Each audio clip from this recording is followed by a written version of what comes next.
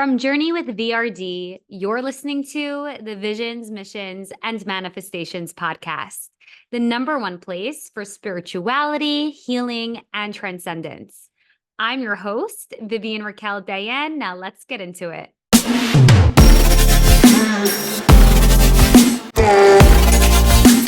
I am so freaking excited. We are just weeks away from Manifestation Live. Manifestation Live. It's happening February 1st in New York City on the Upper East Side. I am so flipping excited. I cannot believe it's only a few weeks away. First of all, hey, for anyone who's looking at this, these are the VIP limited edition hoodies that if you're not a VIP, you'll be able to purchase at Manifestation Live. Also, hold up. Before we even get into Manifestation Live, have you guys checked out the Journey with VRD website yet? Have you guys taken your 5 dimensions to your ascension quiz to reveal where in the 5 dimensions to your ascension, the 5 dimensions that lead to your manifestation, you are activated or triggered by or feeling blocked and stopped and slowing down in order to manifest the shit out of your life? A lot of people are asking me, what are the 5 dimensions? Because they'll be like, oh my gosh, I got my result. I've never felt more seen in my entire life. This makes so much sense. They'll get clarity, they'll get inventory, they'll get purge. So here I'm going to quickly tell you what the 5 dimensions are. The 5 dimensions to your ascension is my trademarked manifestation method, the process that gets you from where you are now to bringing your visions, your missions, your manifestations to life. Okay. So step number one is getting crystal clear. Step number two is taking inventory. We're not starting from zero. There are things that are already working for us, but there are also things that aren't. So step three is the purge, which is basically getting rid of all the things that have been stopping us, blocking us, and slowing us down from the manifestation. Step four is the rebirth, where we take on the habits of the version of self who already has the manifestation. And step five is the daily practice. The daily practice is key. It is crucial. It's what prevents us from feeling the imposter syndrome. And it really builds our trust muscle with the universe. And then obviously, your manifestation has a space and a place to come through. Now, the quiz could not have come in a better time because at Manifestation Live, I will be going through each dimension and giving you guys real life tools to unblock, to uncover what's been stopping, blocking, and slowing you down from your manifestation. So I'll be giving journal prompts. I'll be giving meditations. It's going to be the thing that forever changes your life and brings you so much clarity. And it's not like, honestly, if I'm being truthful, like you could literally Google or ChatGPT anything, but what you can't do is get the activation. What you can't do is the embodiment piece of being in a room with people who've already manifested the things that you're now currently calling in, with people who know how to unblock and unstop the things that are slowing you down. So you're going to gain so much freedom. You're going to feel so light. You're going to leave in flow. You're going to have a roadmap. I'm absolutely obsessed. Like Naz, the licensed therapist who is giving the shadow work meditation, like she's gifting our VIPs these special books, these journals that teach you how to unblock your shadow. And then we also have, she'll be selling them to non-VIPers, but you do get them as a little gift as a VIPer. Like we are giving you tools so that you can leave and manifest the absolute shit out of your life. So if you haven't taken the quiz, I highly recommend doing so before you come to Manifestation Live, because it'll tell you which dimension you're in and you can pay extra close attention to that dimension when we get into it. The quiz is where the quiz shows you where you're stuck, and the activation is where we start to clear it. The activation is at Manifestation Live. Without it, you're going to stay aware of the block that you have, but the pattern doesn't shift and your manifestation stays the same if you don't actually clear what's blocking, stopping, and slowing you down. So Manifestation Live is where it's at. It is the manifestation event of the year, and the only one I'll be doing this year. So I'm really excited to see you all. And now let's get into the episode because we have an incredible guest. Today is a very exciting day because we're recording with none other than Fortune Dushey, aka Fortune Inspired, aka my aunt. Fortune is an NYC-based lifestyle blogger who inspires through fashion and travel. Something most of you may not know is that aside from being my aunt, she was also the first family member I shared Journey with VRD with when I first started. I remember having a lot of shadow around telling my family I started my own company, helping others manifest, because I wasn't sure they were going to fully understand it. So I ended up telling her because she too started her own brand. So, Fortune, it's an honor to have you here. It is an honor to be here and a privilege, and I am just so proud of the girl boss you are. Thank you. I was hoping that we can start off with you telling us a little bit about what you do, what you call yourself, and how you started. So, I am a content creator. I'm also a fashion event host and as well as an ambassador for a travel boutique agency called Embark. So basically, I work with brands to promote products. Everything is done, in an authentic way. So obviously, I have to feel passionate about the brand and believe in the brand and kind of align with my aesthetic. Sometimes it's on a paid basis, sometimes it's a gifted basis, and sometimes it's just because I came across something and I just loved it so much and wanted to share it with my audience. I also host events for fashion brands. So that means that a brand will reach out to me and say, we'd love for you to invite guests to shop. And I think the bottom line, most of the time, it's, for revenue. Obviously, there's brand awareness and things like that. So,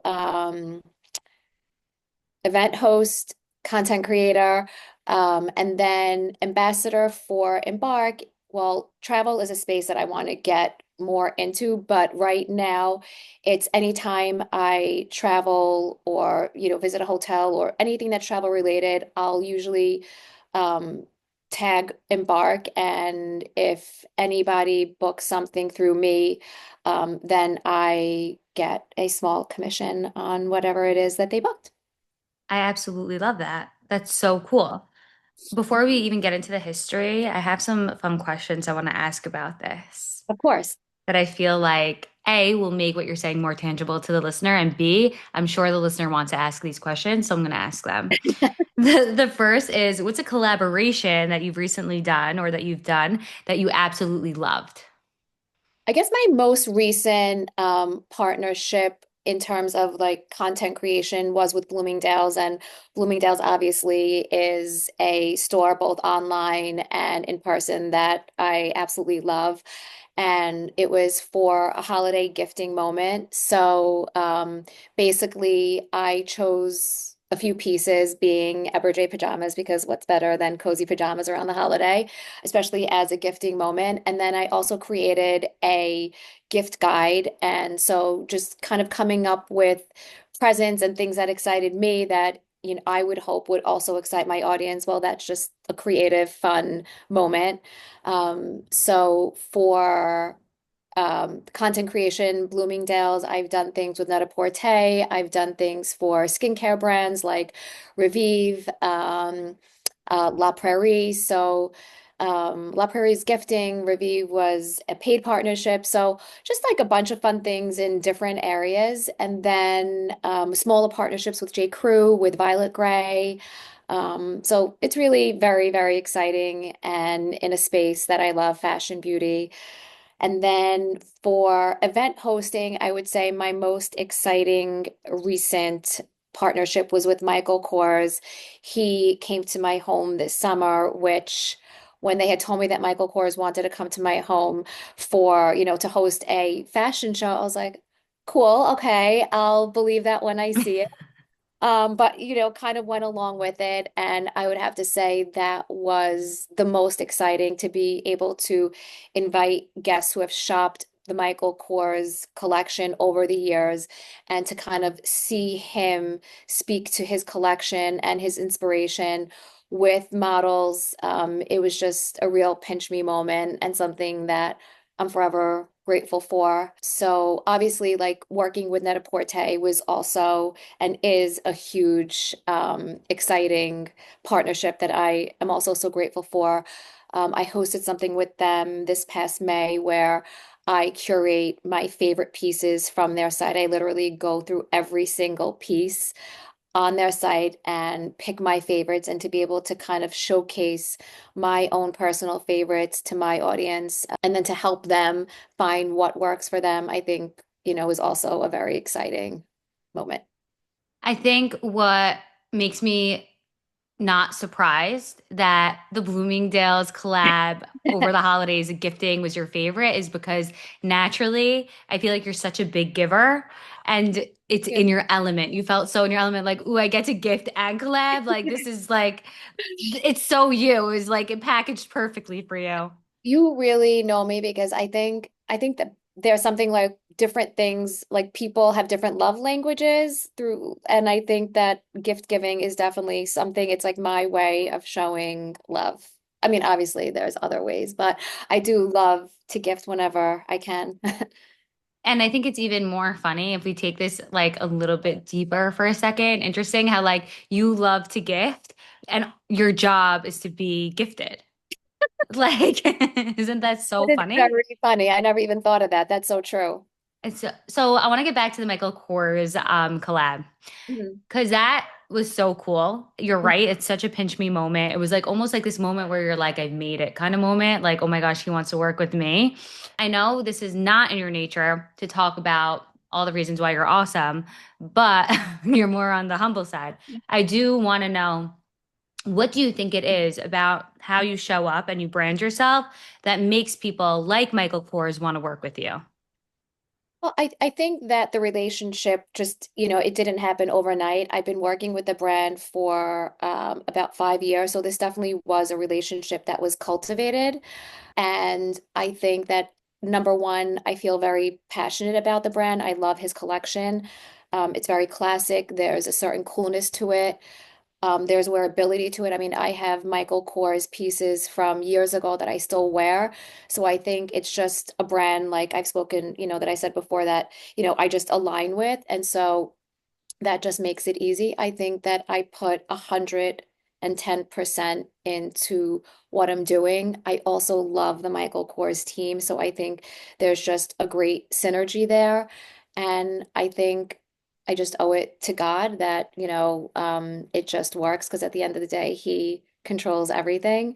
And that the Kors team believes in me. I mean, um, I feel grateful. It sounds like because a lot of people, especially now, are very intrigued by the influencer job, right? At this point, it's a career. And people lose the motivation when they're like, they just start, and a few months in, they're like, I'm not getting any big deals. Oh my goodness, what's going on? Like, it must mean I stink. It must mean that I'm not good enough. It must mean I'm taking it as a sign that God's telling me it's not my path. Right. And I think it's so important for people to just hear that, like, no, you've been cultivating this relationship for 5 years. It wasn't an overnight thing. Correct. And even when that's on the event hosting side, but even with the content creating, I mean, I was not full time because I was a stylist at the time, but I, I think it took me like, granted, I went very slow, but it took like I think a few years, maybe 4 years before I got my first paid partnership, and that was with Net-a-Porter. So I think I just know just from life and being surrounded by people in business that success doesn't happen overnight, and it's hard work and it's just being consistent. I don't know where I read this, but it just sticks with me. It's like the person that is the most successful is not the one who is the most talented. It's the one who's the most consistent, who works hard. And I just think that, just knowing just to stay on track and, ultimately, if you're passionate about it and you believe in yourself, then I think ultimately things will come around. 1,000%. Consistency is everything. Yeah. It's everything. It brings so much clarity and confidence because when you do something so many times, it becomes second nature. You spoke about styling. So, do you want to talk to us a little bit about how you even got into this? So I was in my mid-30s and all my children were in school full time, and I wanted to work, but I didn't even know where to begin and what my possibilities were. And I ended up meeting with a life coach through my friend Tanya Zuckerbrot, who is so sweet and kind, and actually called this life coach on my behalf and set up an appointment for me. And so I started working with her, and it was like a really in-depth process where we kind of narrowed down 5 different possibilities, from like closet organizer to real estate broker to handbag designer. And I went through so many different experiences. I met with people in each category. I actually interned for a handbag designer. I came up with my own prototype. I got my real estate license. I really kind of went through the motion to figure out what worked for me. And at the end, I went the styling route. And while I was styling, this life coach had said, you should start a blog. Have a voice and you're funny and, style and whatever. And I was like, okay, which is what we say, it takes one person to believe in you. And I thought, why not? And I had no idea what I was doing, especially because I was in this space. I was already in my late 30s and I didn't know, and everybody at that time was so much younger. It's so different right now. Now you have like all these content creators that are all different ages, but back then I kind of felt like very alone and it just really took me time to figure things out. Eventually I kind of had to make decision of which way to go and I just chose the content creation path. So one thing that I love about your story though is how all in you went from each phase.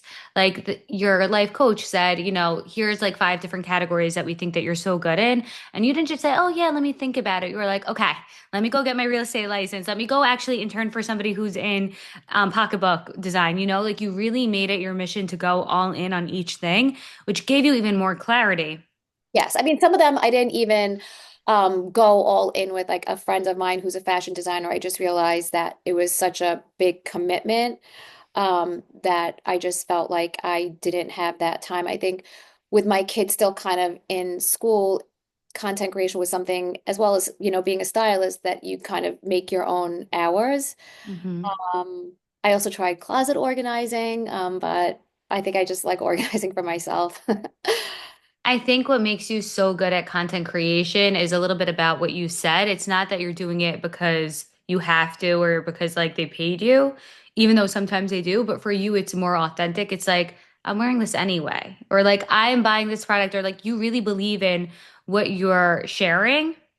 Right. I was just like even thinking of my own experience on your social media account on your which is called Fortune Inspired for those who are listening who don't know you. You make the experience very authentic, especially on your stories, like where you just posted the cutest luggage tags. I was obsessed with them. And it's just so easy. It's so easy to like engage, and it's also so easy to just buy it. And also, you bring your joy. Like the captions are always fun and quirky and very your personality. Like you really immerse yourself in the brand that you're working with. And I think that A, it's a talent. Like some people just can't learn that. And B, it's very genuine. Thank you. Well, that means a lot, and it's so important to me because I want my audience to believe in me and to keep coming back. And I think that if I don't believe in what I'm sharing, then people will catch on. It's the same thing when I'm hosting a fashion event and I'm helping somebody get dressed. And sometimes they'll, ask me if I like it or what I think. I said, like, my name is on your outfit. So I like would never put you in something that I'm not proud to say that I was a part of. And I just think having that, I think realness is just so important.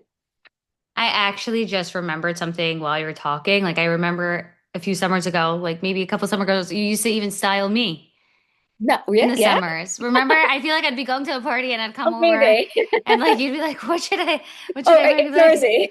yeah, yeah, yeah. I'm like, wait a second. And yeah, that's so funny. Okay. But we also talked about your audience. Can you talk to us a little bit about who your audience is? Who are you catering to? Good question. I would assume that it's like mainly from like 30s to mid 50s, but then I know that there are 20 something year olds that follow me. I also know that there are women in their 60s and 70s that follow me. I feel like I definitely am nailing it in the grandma space. And I'm just grateful for every single person regardless. But I would really have to check my demographics, which I haven't checked really recently. So, but Which I is would so interesting because I feel like people who are in the content creation realm know their geographic. So this even speaks more to like you're doing it for the fun of it and the genuineness of it. I am, but like, don't get me wrong. I'm also in it because I am very goal oriented and I do, obviously I'm doing what I'm doing because I'm passionate about it. I love it. And also I want to grow and I want to increase my revenue. This is a business and I feel like, I always think about besides wanting to work just because I feel like it's just something that I've always wanted to do. I think it's just important to know that I can make it on my own, to have that independence, and you just don't know where life takes you. And so there's just so many reasons, but definitely I'm doing it because I love it, but it's also, I mean, I'm supporting this business. Nobody's supporting it for me. All the expenses I am responsible for, obviously. But so, yeah, I mean, I'm doing it because I love it, but I'm doing it as a business. So they say, like, if you ever want to work the most on yourself, go start a business because you're going to have all of these things come up that, like, you're going to have to do the inner work on. So, my Right. question for you is, what's one of the lessons you've learned about yourself through business?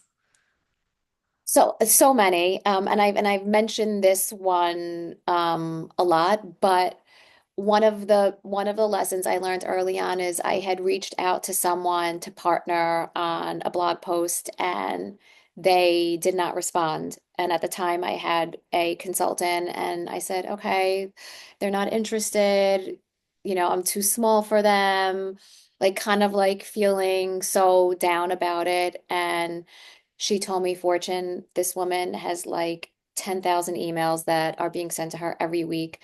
You need to follow up. Just because somebody doesn't respond, it doesn't mean that they're not interested. Like, not everything is personal. And lo and behold, I emailed her the following week and she was like, "Oh my God, thank you for reminding me." And we were able to partner on a blog post. And so I just feel like it's so easy to take things personally in this space and in any space for that matter. But it's really not. And just following up with brands, with people, networking, like all the things is just so important. And I think another thing is rejection. It's okay. Like, no is just okay. It's going to happen. And thank God, like, that's something that I'm okay with and I've gotten used to. And it's just the nature of the business. And I don't let that discourage me. And I mean, sometimes it stinks, but such is life. And as they say, timing is everything. And man's rejection is God's protection. It's funny. I always say every no leads me to my yes. I'm like, oh, like sometimes I get very excited when I hit my no because I'm like, okay, well, for X amount of no's, I'm gonna get a yes. So thank you for just closing that gap for me. Okay. I'm Love that. like, That's a very positive perspective. so last night you were telling me how another lesson you learned through business is, yeah, no isn't personal, and also so too, very politely, you can also say no. You don't have to say yes to everybody. Correct. That was like, it was actually a lesson that I learned in my personal life, but I think it could definitely be applied in business. I think that I always wanted to say yes to every engagement and social invitation. And thank God it's like all great things and beautiful things, but it's like impossible to be everywhere at all times. And I think just learning to say no in a gracious and graceful way without having to like apologize for it. And, it's just something that has given me a lot of kind of freedom in a way. So much freedom. And it's also too like how you were saying, like you want to experience being able to be independent and do something. There's also so much freedom in knowing that you can. Doesn't mean Correct. you have to. Right. I think freedom is a motivator for so many things. Okay, talking about building Fortune Inspired, I am so curious to know what is your big manifestation for the brand? Where do you see it in like 10 years from now? Wow. That is a really good question. I have not thought about that far. Um, I think that I definitely want to get into the fashion travel space and somehow kind of bring those two together. I also hope to work with more luxury brands. And right now, those are my goals, increasing my audience, increasing revenue, and obviously, some type of collab with a brand would be dreamy. But yeah, I would say like travel is definitely up there for me. I love that. What's a place you haven't been to yet that you would love to be sponsored to go to? Well, I'm trying to get to all 50 states. All I right. feel like a lot of people that follow me know that that has been on my bucket list. I have 31 down and 19 to go. It was supposed to be my 50 by 50, but we had COVID and just some other personal obligations in my life that I had to put that on hold. But now I'm back, and now I realize it doesn't have to be 50 by 50. It'll be 50 by however long it takes me to get there. So I would love to get sponsored to get to go to Hawaii. Mm. That would be amazing. I think at the top of my list. And then just outside of that, I've never been to Japan or Iceland, and those two countries are at the top of my list. Ooh, I love that. Just to expand you, I don't know if you know, but Joyce, my sister, manifested a free trip, a 10-day trip to Hawaii. Do you know that story? I didn't know that she At, did yeah, that. I forgot if it was the St. Regis or the Ritz-Carlton, but every place in the like she went to three different places in Hawaii and like they paid for her first class tickets, they paid for her hotel. She Wait, did a that's Chinese auction. right. So I remember she won it in an. I didn't know that that was like a manifestation moment. That's wild. She's like, she doesn't really like do manifestation, but like as they're like picking the ticket, she's like, Joy, stay in. Joy, stay in. Joy, stay in. And then they're like, Joy, stay in. You won. She's like, Is amazing. yeah, so that could happen. Just saying. Like, You know you don't what? I'm even putting it know out there with you. anything. Hawaii 2026. Here we come. It's Let's happening. go. It's done for you. The other thing I wanted to say, a personal lesson I wanted to say that you reminded me of is timing. Like I used to always say, okay, this has to happen by quarter one or by quarter two, or this is going to happen by this time. And if it didn't, I would get like I'd make it mean something. Right. I would say like this means that like I didn't show up enough. This means that I wasn't prepared enough or ready enough or had the right tools. And it always was a story about what it meant.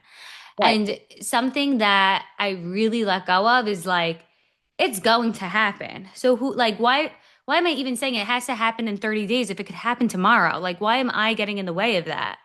I love that. You know? That's Like, yeah, that's a good one.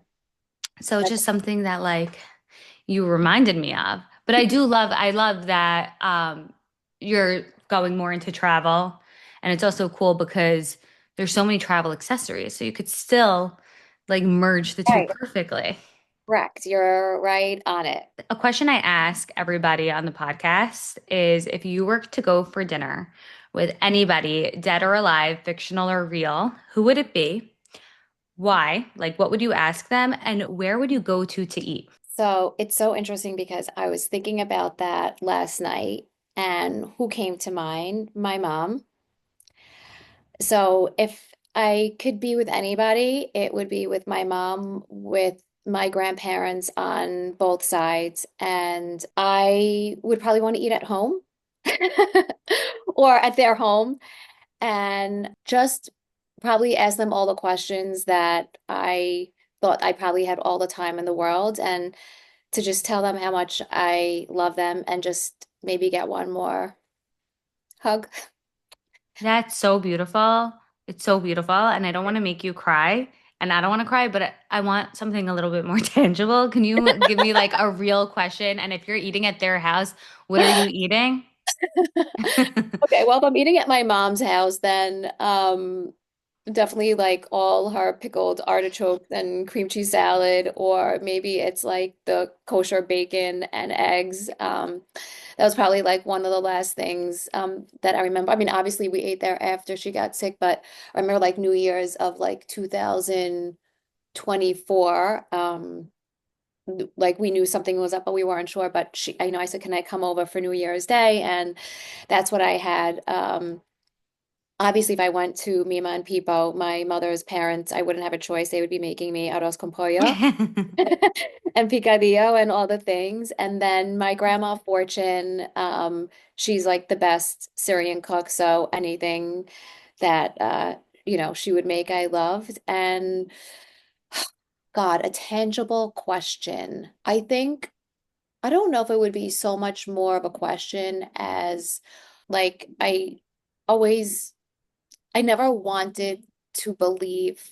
or I always wanted to think that grandma was gonna get better. And so I never spoke about like the what if. It was always like, you're gonna get better and everything's gonna be okay and be positive and believe in the best because God controls everything. But kind of like, how am I gonna survive without you? I'm so scared to live without you. And maybe not so many questions, but more of like the fears that I would have of, you know, life without her, just to tell her how much she means to me and how much I appreciated her and loved her and um probably would want to know like all the life lessons that maybe we thought we had all the time in the world for, like when exactly should I get an eye lift?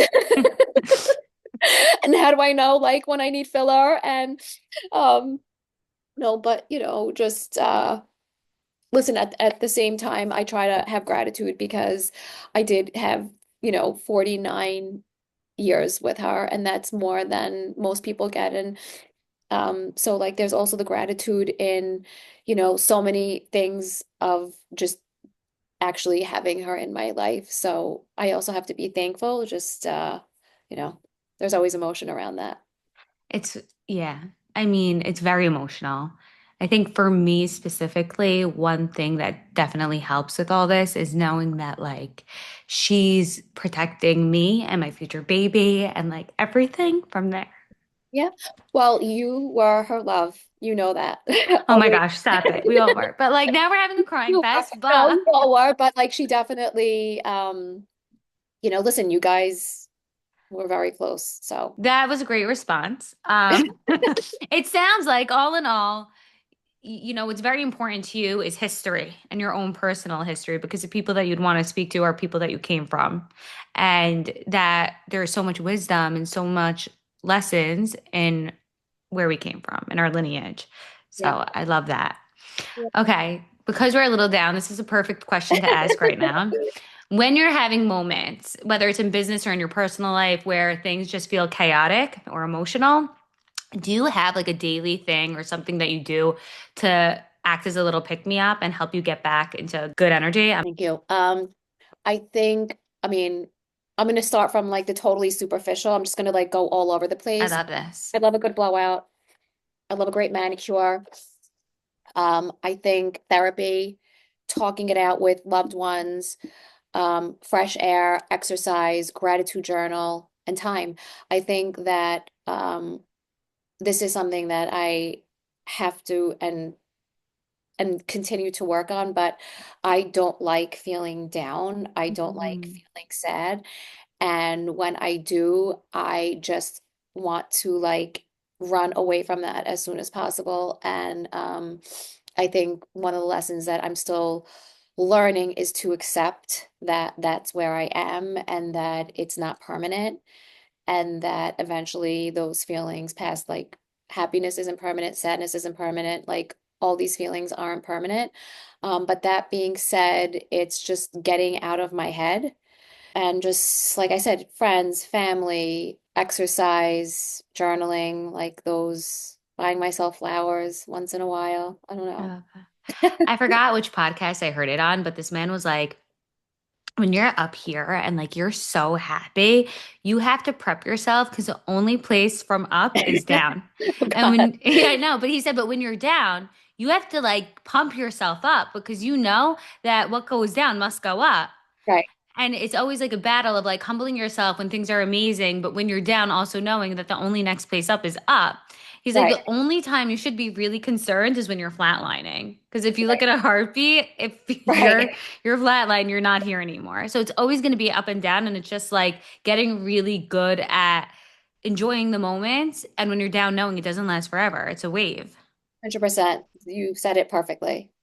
I wish I could remember the podcast I heard that on. Okay, but for anybody listening to this episode and they're like feeling very inspired by Fortune inspired, um, what would you say? Can you give like three pieces of wisdom for the person that's just starting out their business, whether they're being a blogger, an influencer, content creator, whatever it is?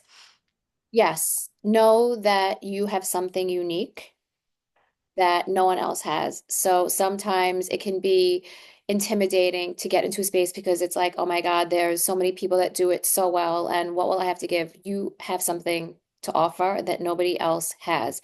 Everybody has a unique voice. So as long as you're passionate, just keep going and you will find your way. Success does not happen overnight.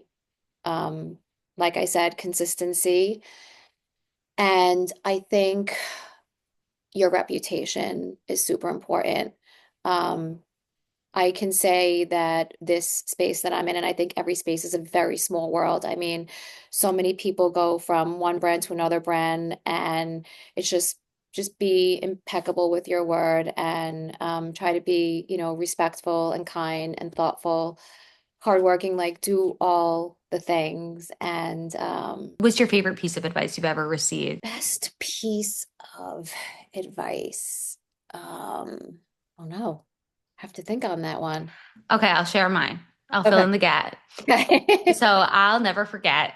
It had to be like 2022 or 2023, and I was bawling my eyes out.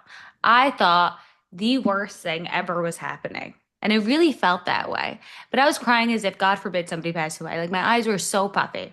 And this person came up next to me, and they're like, "I just need you to let what I'm about to say sink in, and you might reject this so hard right now, but you just need to listen to what I'm about to tell you." And like I rolled my eyes. I'm like, what? They're like, it's not that serious. And I wanted to punch them in the That face. I I was so love it. upset. I was Right. so upset. I was like, you're right. It's not going to sink in right now because I thought it was the worst thing in the whole world. But like, even the worst thing in the whole world, it's not that serious, you know? I love it. I'm learning a lot from you, Viv. Well, That's I it. learned a lot from you. Thank But you. it's one of my mottos. Like, no matter what happens, I'm always like, it's not that serious. Or like, I'll think of somebody who really inspires me and I'll be like, would they let this stop them or motivate them? Would Right. this get them upset or would this be the fire underneath their ass that makes them go do Right. something incredible? I'm sure, listen, I've been given so many good pieces of advice. I don't know why I'm having a brain freeze right now. Because But you're the one giving it. Yeah, you'll come back. You'll get back to us. If somebody's listening to this episode and they want to get to know more about you, we already dropped your Instagram. Maybe they're a brand that wants to collab with you. What's the best way for them to reach out with you to you?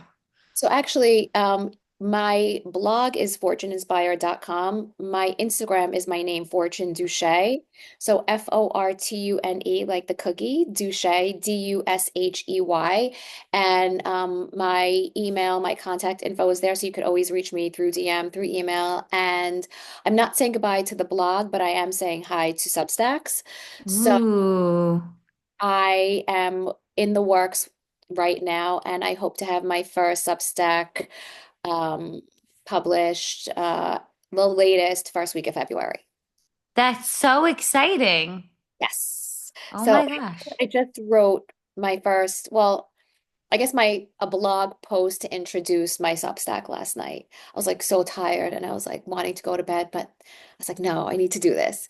So Oh I my gosh, this is so cool. Wait, this is so cool. Okay, I'm so happy you're on the Substack scene. I'm not there yet, but I am so excited. Yeah, it's funny because I wrote in this post that a friend of mine had told me 2 years ago that I need to start. I guess I don't even know what the right language is, writing Substacks. And I was like, I don't know what that is. Never heard of it. Like, I got my blog. That's what I'm doing. And lo and behold, she's just like a trailblazer. And I'm like, Ahead of the okay, game. time to start that Substack. Yeah. Oh my goodness. I love it. Thank you so much for being here and agreeing to do this with me.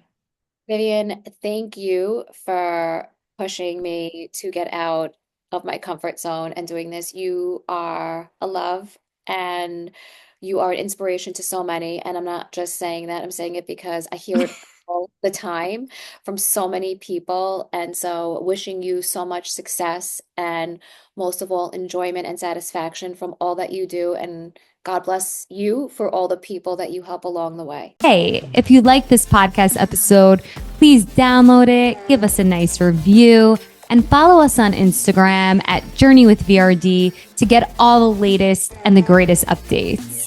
Till next week.